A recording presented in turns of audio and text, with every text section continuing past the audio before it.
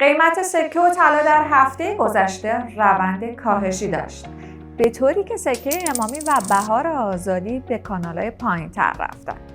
کارشناسان معتقدند که نوسانات بازار ارز، برخی از اخبار سیاسی و همچنین رکود نسبی در بازار این شرایط رو رقم زده.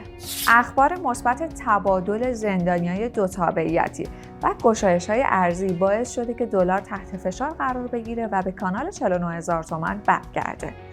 پایین اومدن قیمت اسکناس آمریکایی باعث شده که قیمت طلا و سکه هم روند کاهشی پیدا کنه. طی سالهای گذشته ما در نیمه دوم سال اکثرا افزایش قیمت دلار رو داشتیم، مخصوصا ماه‌های آذر و دی. طی 30 سال گذشته بالاترین قیمت دلار اول ژانویه، یعنی حدوداً اواسط دی ماه بوده و بعد از اون روند کاهشی رو پیش گرفته. و از اونجایی هم که قیمت طلا وابسته به قیمت دلاره، ما باید ببینیم در نیمه دوم سال قیمت دلار چطور پیش میره. اما سوال من اینه که نظر شما چیه؟ قیمت دلار در نیمه دوم سال چطور پیش میره؟